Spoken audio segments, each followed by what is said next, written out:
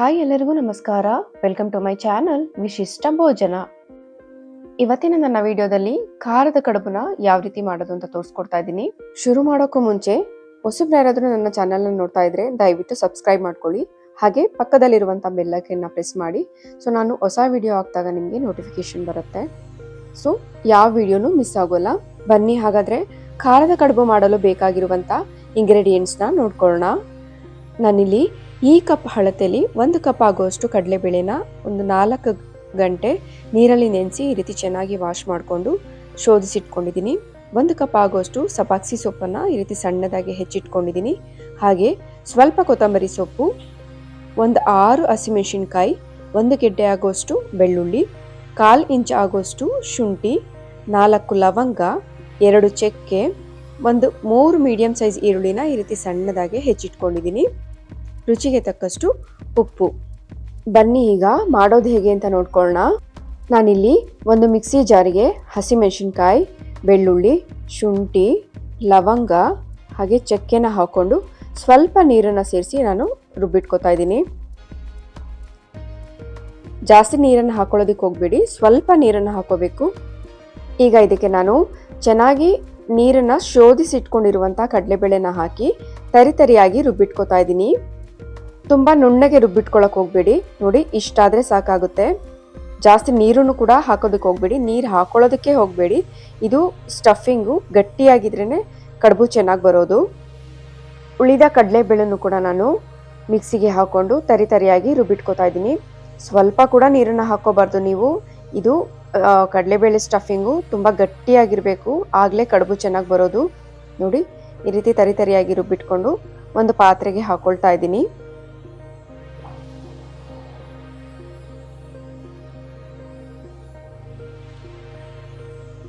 ಈಗ ಇದಕ್ಕೆ ನಾನು ಕೊತ್ತಂಬರಿ ಸೊಪ್ಪು, ಸಬ್ಬಾಕ್ಸಿ ಸೊಪ್ಪು ಹಾಗೂ ರುಚಿಗೆ ತಕ್ಕಷ್ಟು ಉಪ್ಪನ್ನು ಹಾಕ್ಕೊಂಡು ಒಂದ್ಸಲ ಚೆನ್ನಾಗಿ ಮಿಕ್ಸ್ ಮಾಡ್ತಾ ಇದ್ದೀನಿ.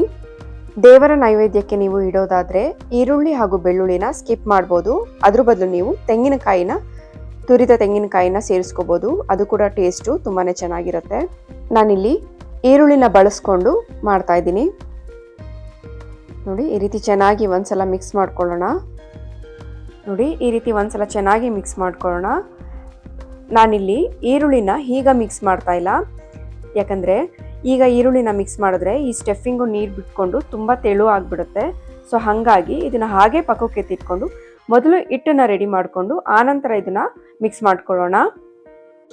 ಈಗ ಒಂದು ಪಾತ್ರೆಯಲ್ಲಿ ನಾನು ಈ ಬಟ್ಲು ಅಳತೆಯಲ್ಲಿ ನಾನು 2.5 ಬಟ್ಲು ಆಗುವಷ್ಟು ನೀರನ್ನು ಹಾಕೊಳ್ತಾ ಇದ್ದೀನಿ.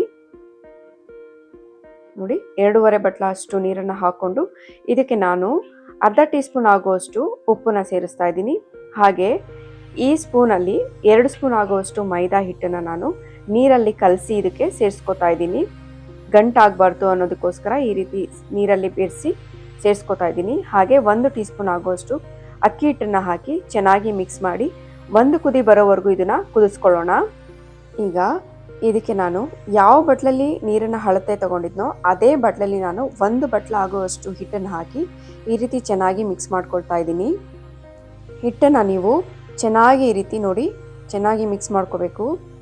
ಎಲ್ಲ ಕಡೆ ಈ ರೀತಿ ನೀಟಾಗಿ ಹೊಂದೋ ಹಾಗೆ, ಬಿಡುವಿಲ್ಲದೆ ಇರೋ ಹಾಗೆ ಈ ರೀತಿ ತಿರುಗಿಸ್ಕೊಂಡು ಗಂಟಿಲ್ಲದೆ ಇರೋ ಹಾಗೆ ನೀವು ಮಿಕ್ಸ್ ಮಾಡ್ಕೋಬೇಕಾಗತ್ತೆ. ನೋಡಿ ಎಲ್ಲ ಕಡೆನೂ ನೀಟಾಗಿ ಈ ರೀತಿ ಮಿಕ್ಸ್ ಮಾಡಿಕೊಂಡು ಚೆನ್ನಾಗಿ ನಾದ್ಕೋಬೇಕು. ನೀವು ಹಿಟ್ಟನ್ನು ಎಷ್ಟು ಚೆನ್ನಾಗಿ ನಾದ್ಕೋತೀರೋ ಅಷ್ಟು ಚೆನ್ನಾಗಿ ಕಡುಬು ಬರುತ್ತೆ, ಕ್ರ್ಯಾಕ್ಸ್ ಬರೋಲ್ಲ. ನೀವು ರಾಗಿ ಮುದ್ದೆನ ಯಾವ ರೀತಿ ನಾದ್ಕೋತೀರಾ ನೋಡಿ ಅದೇ ಥರ ಚೆನ್ನಾಗಿ ಇದನ್ನು ಗಂಟುಗಳು ಇಲ್ಲದೆ ಇರೋ ಹಾಗೆ ನಾದ್ಕೋಬೇಕು.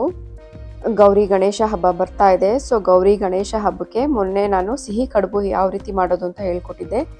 ಇವತ್ತು ಖಾರದ ಕಡುಬನ್ನ ತೋರಿಸ್ಕೊಡ್ತಾ ಇದ್ದೀನಿ. ನಾನು ಹೇಳ್ಕೊಡೋ ರೀತಿಲಿ ನೀವು ಮಾಡಿದ್ರೆ ತುಂಬಾ ಚೆನ್ನಾಗಿ ಬರುತ್ತೆ. ಈ ರೆಸಿಪಿನ ಟ್ರೈ ಮಾಡಿ ಹೇಗೆ ಬಂತು ಅಂತ ಕಮೆಂಟಲ್ಲಿ ತಿಳಿಸಿ. ನೋಡಿ ಈ ರೀತಿ ಚೆನ್ನಾಗಿ ನಾದ್ಕೋಬೇಕು ನೀವು. ಇದನ್ನು ಈಗ ಒಂದು ಲಿಡ್ನ ಕ್ಲೋಸ್ ಮಾಡಿ ಒಂದು 5 ನಿಮಿಷ ಬೇಯಿಸ್ಕೊಳ್ಳೋಣ. ನೋಡಿ 5 ನಿಮಿಷ ಆಗಿದೆ. ಈಗ ನೋಡಿ ಸ್ವಲ್ಪ ಬೆಚ್ಚಗಿರುವಾಗಲೇ ನೀವು ಸ್ವಲ್ಪ ಕೈಯನ್ನು ತಣ್ಣೀರಲ್ಲಿ ಹದ್ಕೊಂಡು ಈ ರೀತಿ ಚೆನ್ನಾಗಿ ಕೆಳಗಿಳಿಸಿದ ಮೇಲೂ ಕೂಡ ನೀವು ಚೆನ್ನಾಗಿ ನಾದ್ಕೋಬೇಕು. ಬಿಸಿ ಇದೆ, ಹಾಗಾಗಿ ನಾನು ಸ್ವಲ್ಪ ತಣ್ಣೀರಲ್ಲಿ ಕೈಯನ್ನು ಹದ್ಕೊಂಡು ನಾದ್ಕೋತಾ ಇದ್ದೀನಿ.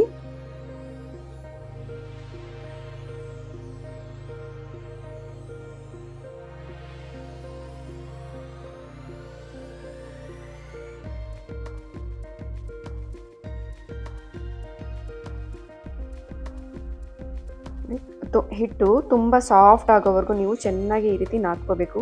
ನೋಡಿ, ಈ ರೀತಿ ಚೆನ್ನಾಗಿ ನಾದ್ಕೊಂಡು ನಾನು ಒಂದು ಹಾಟ್ ಬಾಕ್ಸ್ಗೆ ಹಾಕೊಳ್ತಾ ಇದ್ದೀನಿ. ಹಿಟ್ಟು ಒಣಗಬಾರ್ದು ಅನ್ನೋದಕ್ಕೋಸ್ಕರ. ಈಗ ನಾವು ಕಡಲೆಬೇಳೆ ಮಿಕ್ಸ್ ಮಾಡ್ಕೊಂಡಿದ್ವಲ್ಲ, ರುಬ್ಬಿಟ್ಕೊಂಡು, ಅದಕ್ಕೆ ನಾನು ಈಗ ಈರುಳ್ಳಿನ ಸೇರಿಸಿ ಒಂದ್ಸಲ ಚೆನ್ನಾಗಿ ಮಿಕ್ಸ್ ಮಾಡ್ಕೊತಾ ಇದ್ದೀನಿ. ಈರುಳ್ಳಿನ ಸೇರಿಸಿ ನೀವು ಒಂದ್ಸಲ ಈ ರೀತಿ ಚೆನ್ನಾಗಿ ಮಿಕ್ಸ್ ಮಾಡ್ಕೊಂಡ್ಮೇಲೆ ಇದು ಗಟ್ಟಿಯಾಗಿರುವಾಗಲೇ ನೀವು ಕಡುಬುಗಳನ್ನ ಬೇಗ ಬೇಗ ಮಾಡ್ಕೊಳ್ಬೇಕು.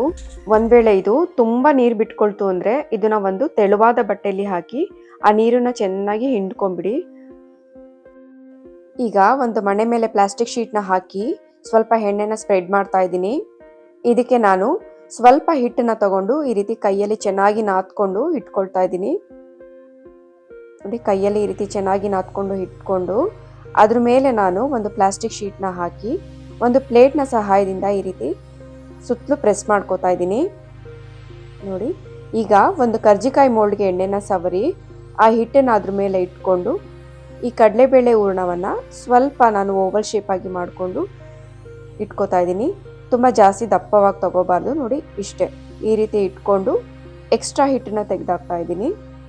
ನೋಡಿ, ಕಡುಬು ಎಷ್ಟು ಚೆನ್ನಾಗಿ ಬರ್ತಾ ಇದೆ ಅಂತ ಮತ್ತೊಮ್ಮೆ ತೋರಿಸ್ತಾ ಇದ್ದೀನಿ. ನೋಡಿ, ಸ್ವಲ್ಪ ಹಿಟ್ಟನ್ನ ತಗೊಂಡು ಈ ರೀತಿ ಕೈಯಲ್ಲಿ ಚೆನ್ನಾಗಿ ನಾದ್ಕೊಂಡು ಪ್ಲಾಸ್ಟಿಕ್ ಶೀಟ್ಗೆ ಸ್ವಲ್ಪ ಎಣ್ಣೆನ ಸವರ್ಕೊಂಡು ಈ ರೀತಿ ಇಟ್ಕೋಬೇಕು.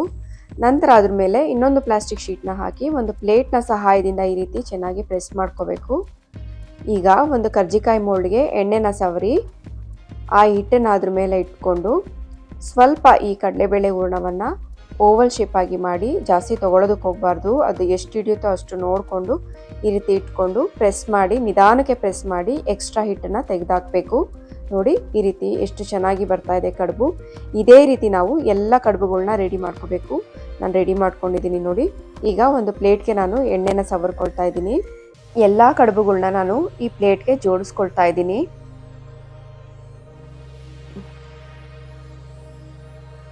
ನಾನಿಲ್ಲಿ ಒಂದು ಕುಕ್ಕರ್ಗೆ ಸ್ವಲ್ಪ ನೀರನ್ನು ಹಾಕಿ ಅದರೊಳಗಡೆ ಒಂದು ಸಣ್ಣ ಪಾತ್ರೆನ ಇಟ್ಟು ಅದರಲ್ಲೂ ಕೂಡ ನೀರನ್ನು ಹಾಕಿ ಈ ರೀತಿ ಕಾಯಿಸಿಟ್ಕೊಂಡಿದ್ದೀನಿ. ಈಗ ಕಡುಬುಗಳನ್ನೆಲ್ಲ ಜೋಡಿಸಿರುವಂಥ ಪ್ಲೇಟ್ನ ನಾನು ಇದರೊಳಗಡೆ ಇಡ್ತಾ ಇದ್ದೀನಿ.